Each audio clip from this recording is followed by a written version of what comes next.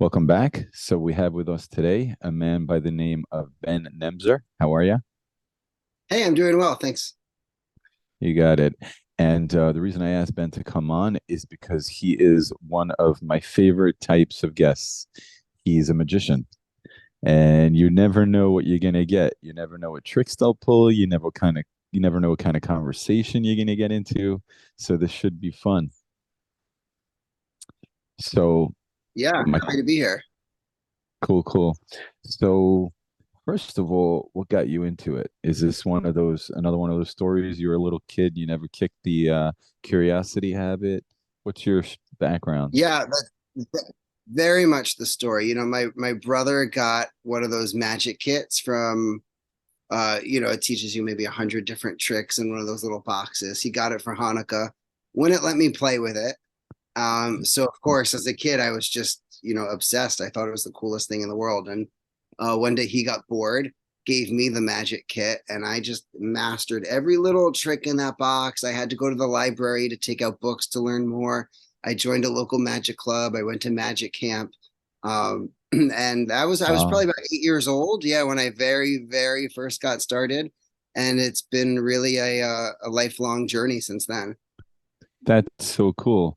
So first of all, as far as those games you're talking about where you have all those tricks you need to figure out, Yeah, yeah. they're those are really good for weeding out the future magicians because they're impossible, you know. Um, you Some are harder mentioned than others. I used to work at FAO Schwartz on Fifth Avenue, the toy store, yeah. and I would sell all the different boxes. So I got actually, later on in life, I got really familiar with uh, not only the brand that I was representing, but kind of all the different Magic Box kits that are out there. And yeah, some are definitely way easier than others for sure. Oh, okay. Then I got unlucky because it was crazy. Um, so you mentioned Magic Camp. What's that about? That's so cool. I'm not familiar with that. Yeah, sure. There's a few of them that exist, but there's really only one that exists at really the caliber that it does, and it's called Tannen's Magic Camp. And my first year was 1999, which was the 25th year anniversary, and a lot of famous magicians have either gone through or visited or taught or been part of the program, have been campers there themselves. David Blaine, Chris Angel, Steve Cohen, Wow. uh, you know, David Copperfield I met at Magic Camp. A lot of the big names have kind of filtered through that program. So it was in Long Island for the longest time, and then they moved in the early 2000s, early to mid 2000s, to Bryn Mawr, Pennsylvania. But it's a magic camp for campers ages 12 to 21. Campers come from all over the world. Magicians like me and other magicians give up their time to just teach for a week to give back to the community. It's a sleepaway camp. There's no fishing, no swimming, no biking, no catch, none of that stuff. It's just magic 24/7. There's lectures and shows and workshops and practice sessions and card trick seminars. And it's just kind of like a nerd paradise if you're into this kind of stuff. But That's yeah, amazing. I went for a camper for 5 years. And then I went back to teach as a staff member for several years after that. Wow, that is crazy Yeah, because super I'm cool. yeah, I'm always talking about how, like let's say somebody wants to be a comedian. There's no real comedy school. Like lately they have like, you can go to these so-called comedy schools where, you can go like after hours or before hours to a comedy club and some comedians will teach you stuff. But then again, you're getting jaded because you're getting trained by their style. And the whole thing about it is being original. So the fact that you're saying that there's actually a camp, basically, I'll call it a school for magicians, kind of like Harry Potter, that is freaking awesome. And especially you're saying that you get so many different flavors. You get you, then you get the other guy, Absolutely. then you get the Yeah. other guy. Yeah, That and then must there's be different incredible. concentrations and workshops and different, that you can sign up for different, whether you're into stage magic or illusions or card tricks or, whatever, you can pick different niche categories to really focus on throughout the week. But yeah, just like comedy, really the only way to get good at it is to get up on your feet and to do it. And find So your own way. yes, exactly, and add your own brand and your own creativity to what really exists. And like in a camp setting, they get you up and on your feet over and over again in a way that you just wouldn't be able to do in the real world, and they really kind of prep you for that. So yeah, absolutely. That's wild. Wow. Yeah. We could talk about that for hours. I'm just thinking, like, there's always troublemakers and rebels. So it sounds like a good, idea, but then you probably have kids along the way during the week that realize they don't want to practice magic or they're homesick or problems come up. Like, Yeah, how do they that's deal with it? common with any camp setting is that there's people who realize that it's just not for them. But it's such a specific type of camp that it really is, you mentioned that there's different kind, there's the nerds, the jocks, the this, the that, but magic is kind of like the great equalizer I because it see. it doesn't matter if your parents are the head of a hedge fund trust or whether you're garbage men or whatever it is, but you sit down, you have a deck of cards, you love magic, you're exchanging card tricks, and now all of a sudden you have kids who like from one social group hanging out with kids who would never in a million years would connect, but they come to this camp and like you have the nerdiest of the nerds with the jockiest of the jocks just like geeking out over card tricks. So it really is a That's cool so kind of thing. cool. Yeah. So basically, what you're saying, it's kind of like more equivalent to baseball camp, where if you're going to baseball camp, you want to be in baseball camp for that week, so you don't have as many challenges as a regular camp, I guess. Yeah, I think it's probably similar to that in that it's just a very focused, it's a it's not a hey, here's something to try out to see if you like it. It's people who generally go know what they're going for. Of course, there's always exceptions. There's always exceptions. Understood. Okay, let's move forward because I'm going to talk to you privately about this. This is incredible, but I got we we got to talk about your adult life. Not that well, you said you commit some of your adult life to that too, Yeah, yeah. but Let's say yeah. More about me. Let's see about camp. right. Let's stop talking about me. So, what do you think about me? Um, so basically, so I had Shlomo Levinger on here. I'm sure you're familiar with him. Okay, yeah, he's great. Yeah, of course.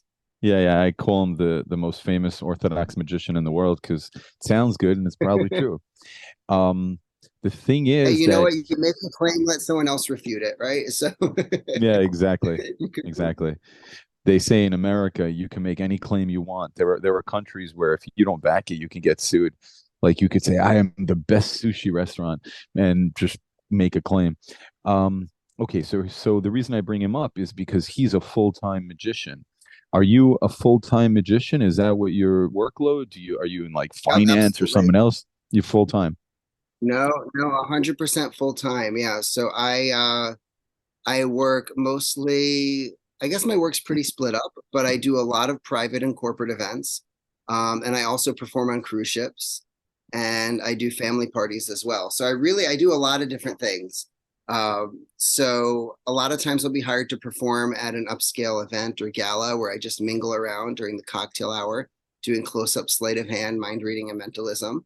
Other times I'll be on stage and I'll do an actual presentation for the entire group, whether it's a corporate event where they have a specific message that they want me to drive home, or sometimes it's purely just entertainment to make sure that everybody's happy. I was explaining to somebody earlier, you might have a group of investment bankers or whatever the field is who has a multi million-dollar deal that they're making. But the night before, they're having a party with all of the people who are involved in that deal. So, sometimes you think, oh, magic, that's nice. It's just lighthearted entertainment. But sometimes it's very high stakes. Like it's important that what I do makes everybody happy because if people Right. aren't in a good mood the next day, a company could lose millions and millions of dollars. So it's sometimes I No, like to think of no myself as like pressure. yeah, like it's but no, sometimes I'm an insurance policy to make sure the evening goes well. And I'll just look around a party and see anybody who's not having a good time and I go and I interact and I'm just kind of there as a safety net. So in that sense, I do a lot of corporate events in that sense, but then I also travel around the world performing on cruise ships. I'm going to be in Alaska next week on Seabourn Cruises, which Cool. is a small cruise line, maybe 450 passengers, just a little bigger than a mega yacht. And I get to travel around the world on these luxury cruises, performing magic. My wife is also a magician. So when we do the cruise ships, we have a two-person magic show that we That's do. funny. I Oh was yeah, going to ask if she gets to go for free and enjoy, but she's working too. she's part of the act. Yeah, yeah. That's great. Um, okay, you threw me there because that was interesting. So I forgot what I was going to ask. Oh, okay, I remember. Um, do you ever mess up? Do you ever get into a corner and you're like, oh man, like how do I like dig out of this one? Either you freeze or you get, some kind of screw up, we're human. Yeah, How do you deal? absolutely. You know what? In live theater, um, there's no do-overs. You whatever you're doing in that moment, you have to do it. It's not like TV, it's not like Instagram where you do a magic trick, it goes badly, you can cut and just retake it and you only have to get it right once. You really have to make sure when you're performing magic in front of real people, not in front of a screen, that it Right. consistently goes well. But because it is real life, there's always going to be a margin of error. There's always going to be circumstances where something goes wrong. That's the beauty of live theater. So magicians, we have something that we call outs. And what you do is every time you perform a magic trick, you think of every possible thing that could possibly go wrong. And then when you have that list, you think of every possible backup plan that you could come up with in case that goes wrong, so that you could act like the trick didn't go wrong. Because unlike, a Shakespeare play or, a song that you've heard before, magic, we have the advantage that the audience doesn't know how the trick is supposed to end. So if we can improvise, and I think improv is a really big part of being a magician, but if you can improvise on the ending, a lot of times the audience has no idea uh, that something didn't go the way that it was supposed to go. So I find, so last night I was performing at a cocktail party for 3 hours at somebody's bar mitzvah. Um, at least 2 or 3 times, there were things that went terribly wrong, but I was able to recover in a way where nobody had any idea. And it seems like that's the way something was supposed to go the whole way. Like for example, I have a way to get a card from a deck of cards into a sealed compartment into my wallet. Hmm. And that was not the trick I was doing whatsoever. And I said, and here's your card, the ace of spades. And they go, that's not my card. And I said, what was your card? And they said, the three of hearts. I go, of course it's the three of hearts, because the ace of spades is usually in my wallet, which means if this is here, here's your card inside my wallet. And these people were talking all night long about how it was the best magic trick they ever saw. And they And don't it even was a mistake. know. Yeah, they don't even know that's not the way it was supposed to go. That's Um, awesome. so yeah, I do think that there are always things that are going wrong. And I think, the real judge of a magician is often how they can get out of a situation with grace. That's amazing. That's so cool. I like that. Hopefully you'll always have outs. I guess Yeah. the real test And will there's be when things you yeah, and there's things you don't even know could go wrong until you do them live, you know, and then something unexpected goes wrong, and then you go, oh, okay, now I know in the future that this is something. So there's only things that only so much flight time can really gain you the experience of knowing. right, right. And also I think that it's interesting that I see a consistency in magicians. You were talking about the geeks and the nerds and all that, but I guess it teaches you something because a magician has to be in control of the swagger, not even his own swagger, everybody's mojo in the room. And so it's cool, it's powerful. I mean, it's manly to be able to handle your business because that also helps, I guess. Not only does it help with mistakes, but it also helps when you're handling a room. You could be the best magician in the world if you don't have a proper presence, it's going to be flimsy, and Yeah, that means you have to know absolutely. yourself. You Yeah, can't and be it's somebody else. It's also about social dynamics. You know, you're performing and there's one guy who thinks he's the head honcho and he's the big guy. And so now you have to fool him and do things that he's not going to understand without making him feel like an idiot in front of the people that he's trying to feel important about, you know, because some people can feel very threatened by magic.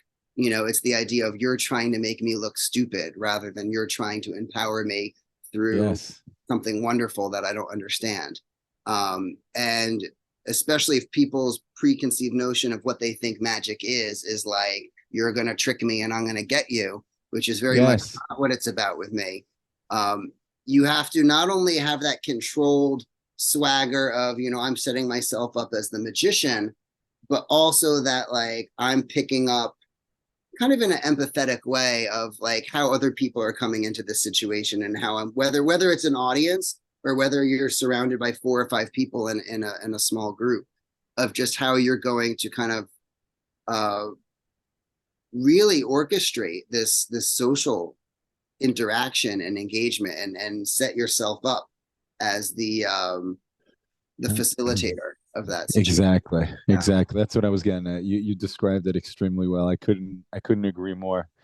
Um, so you got a trick for us? Yeah, I can show you something fun. I brought with me my favorite type of magic is sleight of hand magic. Okay. And by definition, that's magic using ordinary things, no gimmicks, no props, no special anything, and just your 10 fingers, nothing else. Cool. So I brought with me 2 rubber bands.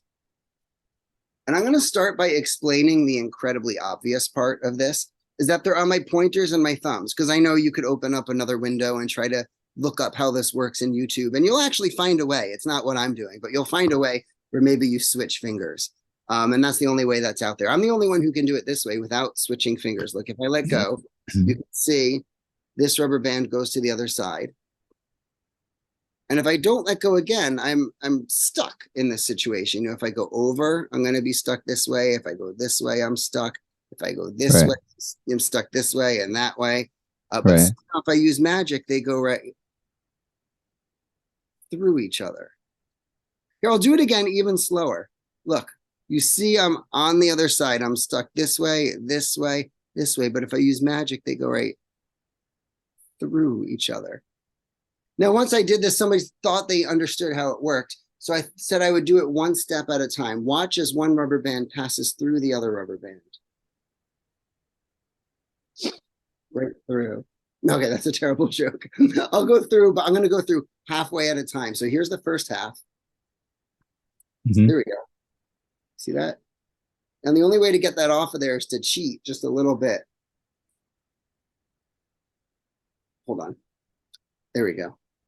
Oh, you know what? Maybe that's cheating too much. Let's yeah, that is cheating too much because I think sometimes when I break it, I think the proper thing to do is to just like put it back together. That would make more sense. Yeah, Perfect. I think so. And this It's is only only right. yeah, it's the only right thing to do.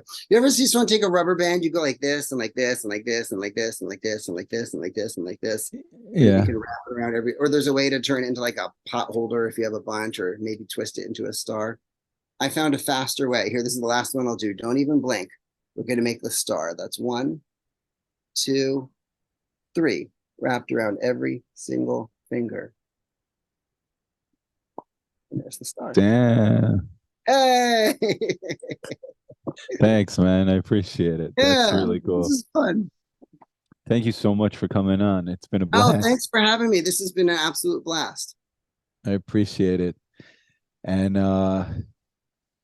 any last thoughts? Um, Okay, gosh. I got Yeah, one yeah, yeah. for you. Knock it away. Who is your favorite magician, like the most motivating in your life? He can be dead or alive. It could be more than one. All right. Go. Uh, it's a big question. I know there's a lot of great people out You there. know, growing up, there were magicians on TV that I used to watch all the time. Um, Mostly anybody who was on World's Greatest Magic, especially the first one that came out in 1994. Um, Lance Burton, Brett Daniels, uh, gosh, David Copperfield I enjoyed watching, especially the older TV specials like in the 80s, like the reruns of that. Uh, Tina Leonard, who's a mime and a magician. I've always been very inspired by her creativity as a magician. There's a magician in uh, Spain who I got to study with just a little bit, or really just kind of hang out with, but I learned a lot from him. His name is Juan Tamariz, Hmm. possibly one of the best living card magicians in the world at card tricks. Uh, so those are some of the, oh, and Doug Henning from the 70s. I don't know if you know the name Doug Henning, but he was kind of a hippie magician, and he was the first one to kind of take magic out of that like top hat and tails and very Got sophisticated, it. and just like say like, hey, let's just have fun. And I feel like he's the guy who really made magic really fun again. But those are the names that I like to rattle off when I think about magicians that inspired me. Very, very cool. Very surprising. As a layman, I have other names off the top of my head. Well, I would love Um, to hear from a layman what names you would have come up with. well, honestly, I think that you have to mention Harry Houdini Of just course. because, like the way you mentioned this person that you just mentioned, they're like the Johnny Cash of magic. The way you describe it, take it from Yeah. this like orthodox music and just the king of rock and roll that people think it was Elvis, but truly Johnny Cash did something. But um, Yeah, also, well, I mean, Houdini was legendary, and a lot of people don't really appreciate what Houdini really was, but he really was a master of public relations. If you I think see. about it to this day, even with him being gone for so many years, he's still a household name. And a lot of people don't know anything about him other than, oh yeah, he was the best magician. What else do you know? Right, That's all I know. right. Because after he passed away, he hired a PR company to propagate the slogan that he was the greatest magician that ever lived. Because even posthumously, he was that concerned about his PR. The things that he pulled to gain attention were just brilliant, and he was able to back that up with show sales. Yeah, he's Gotcha. yeah. And I so would you said say Houdini and who else? Yeah. so. There's one more. I Can you take a guess who I'm gonna say? The most awesome, funnest, just coolest guy out there. Oh, David He's Blaine. he's Yeah. up Oh, for he's great. anything. Yeah. What's not to like about David Blaine? And watching David Blaine, I see that we probably also have some similar influences. And David Blaine, speaking of Houdini, is similar in that camp because he Yeah. also he blends the line of reality, and you're It's never also it's sure not what, just magic. It's also Daredevil. Like right. Well, I'll look take at this who's chance. hanging upside down from a straitjacket over the city square, or who was escaping from something that was thrown over a river. But then, the next day he would be doing a magic trick where he disappears. So you're saying in your head, like, well, wait a minute, is this pure physical strength and skill and human endurance, or is there a magic element? And then all of a sudden, the line of reality is a little blurry. Right.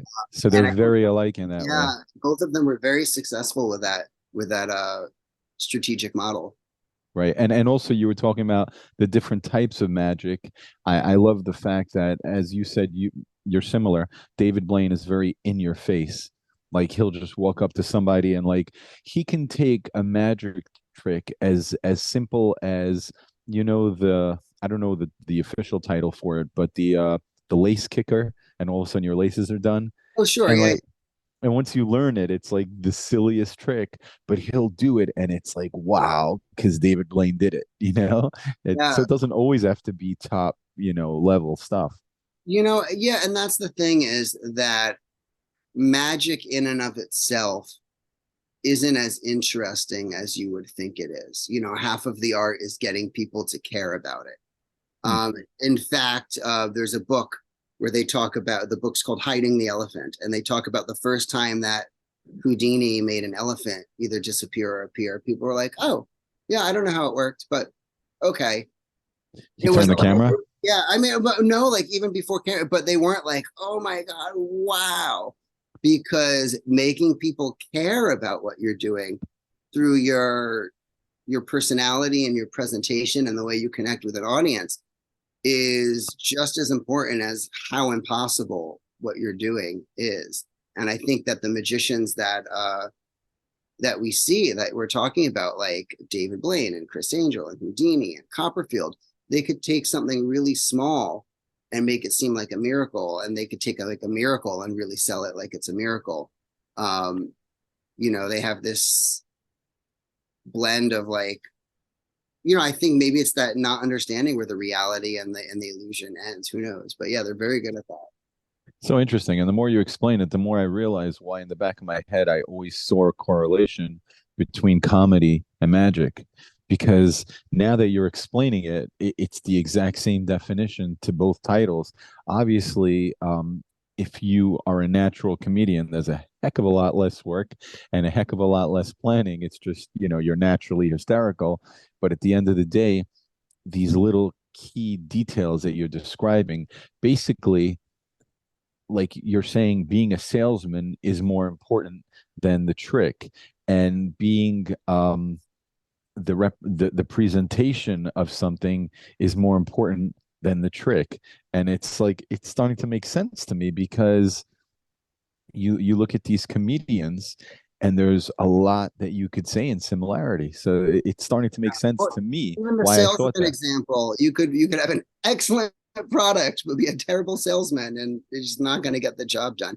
But also picking up on what you said, I think you could be a very naturally funny person, um, and get up on stage and not be a naturally great stand-up comic. And I think one of the things that both magic and stand-up comedy have in common is Yes. that when it's done well, it's made to look very easy. Right. And one of the things that, I read this in a book, that said, by Jamie and Swiss, that one of the greatest misdirections is the audience's grossest underestimation of the great lengths that we will go to fool them. Um, so, like the idea that we will just go to these crazy great lengths to accomplish a trick.